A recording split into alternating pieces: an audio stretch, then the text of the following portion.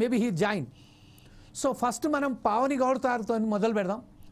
మహిళలకు ప్రాధాన్యత ఇవ్వాలి అని ఏదైతే ఉన్నదో దానికి సంబంధించిన ఇప్పుడు ప్రస్తుతానికి మనం ఒక పావని గౌడ్ గారితో చేద్దాం. పావని గౌడ్ గారు, welcome to the four sides TV అండి. ఈరోజు ప్రధానంగా కాంగ్రెస్ పార్టీ ఏదైతే మహబూబ్ నగర్లో విజయోత్సవాల సభ నిర్వహిస్తున్న సమయంలో ఒకే ఒక్క మాట సూటిగా మనం అడగదలుచుకున్నాం. ఏంటంటే గత ఎన్నికల సమయంలో ఇచ్చిన హామీలను ఎంతవరకు నెరవేర్చారో, ఎంతవరకు విఫలమయ్యారో దాని మీద బీఆర్ఎస్ నాయకురాలిగా మీరు ఎట్లా విశ్లేషిస్తారండి? అసలు ప్యానెల్లో ఉన్న మిత్రులందరికీ నమస్తే, ఫోర్ సైడ్స్ యాజమాన్యానికి, యాంకర్ గారికి అందరికీ నమస్తే.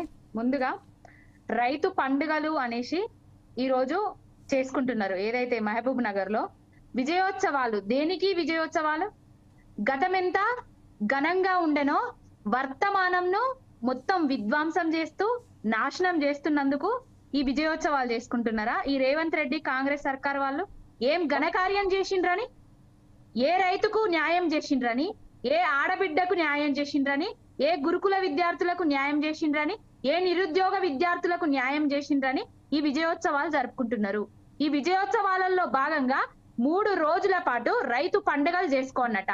దేనికోసం రైతు పండుగలు చేసుకోవాలండి? రైతు బంధు కాదు, రైతు భరోసా ఇస్తా అన్నందుకు ఇచ్చినందుకు విజయోత్సవాలు చేసుకోవాలా? బోనస్ ను బోగస్ చేసినందుకు విజయోత్సవాలు చేసుకోవాలా?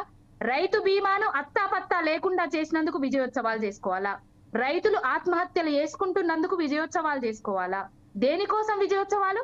రైతుల భూములను లాక్కుంటున్నందుకు, వాళ్ళు ఉద్యమిస్తే తిరిగి వెనక్కొచ్చి మాకు వద్దు అని చెప్పి ఇక్కడ ఫార్మా సిటీ పెట్టము, క్లస్టర్ పెడతాము అన్నందుకు విజయోత్సవాలు చేసుకోవాలా? దేనికి విజయోత్సవాలు చేసుకోవాలండి? కాంగ్రెస్ వాళ్ళకి అర్థమవుతుందా? అసలు కొంచెమన్నా సిగ్గుందా కాంగ్రెస్ నాయకులకు? అలవి కాని హామీలు ఇచ్చి గద్దెనెక్కి ఇప్పుడు సకల జనులను మోసం చేస్తున్నారు ఈ కాంగ్రెస్ వాళ్ళు. ఏంటి అండి వాళ్ళు ఇచ్చినాయి? ఈ 6 గ్యారంటీలు. 6 గ్యారంటీలల్లా 13 హామీలు. ఇవే కాకుండా 420 హామీలను దేశాన్ని దోచుకున్న ఈ కాంగ్రెస్ పార్టీ మళ్ళా తెలంగాణ రాష్ట్రాన్ని దోచుకోవడానికి, అధికారంలోకి రావడానికి 420 హామీలను తెలంగాణ జనానికి ఇచ్చిండ్రు.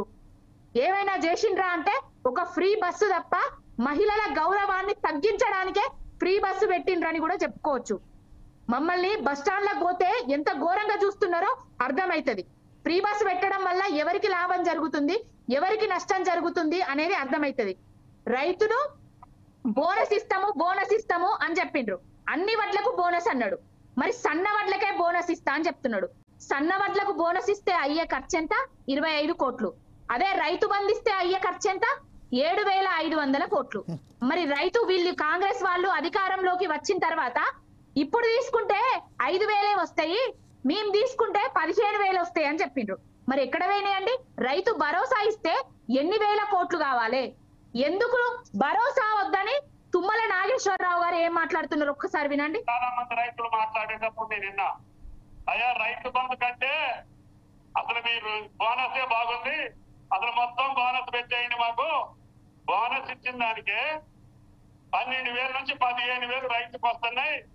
మీరు అంటే రైతు బంధు పెట్టడానికి, భరోసాను ఎగ్గొట్టడానికి ప్రీ ప్లాన్ చేసుకుంటున్నారు ఈ కాంగ్రెస్ వాళ్ళని చెప్పొచ్చు. తుమ్మల నాగేశ్వరరావు గారే అయ్యా మాకు రైతు బంధు వద్దు, రైతు భరోసా వద్దు అని ప్రజలు ఈయనకు చెప్తాండ్రట. ఓన్లీ బోనసే ఇయ్యండ్రి, బోనస్ ఇవ్వడం వల్ల మాకు మస్తు లాభం జరుగుతుంది అని చెప్తాండ్రట. మరి బోనస్ ఇవ్వడం వల్ల ఎవరికి లాభం జరుగుతుంది, ఎవరికి నష్టం జరుగుతుంది? బోనస్ వల్ల సన్నాలకే ఇస్తా అని చెప్పారు కదా. మరి సన్న వడ్లు తెలంగాణ రైతాంగం ఎవరు పండిస్తారు? ఇంటి కోసమే సన్న వడ్లను పెడతారు తెలంగాణ రైతులు. భూమి ఉంటే ఇదే విషయంపై మనం ఒకసారి ఏం చేద్దాం అంటే బీజేపీ నాయకులైన పనేందర్ గారిని అడుగుదాం. పనేందర్ గారు, ఇప్పుడైతే పావని గారు ఏదైతే చెప్తున్నారో దాన్ని మీరు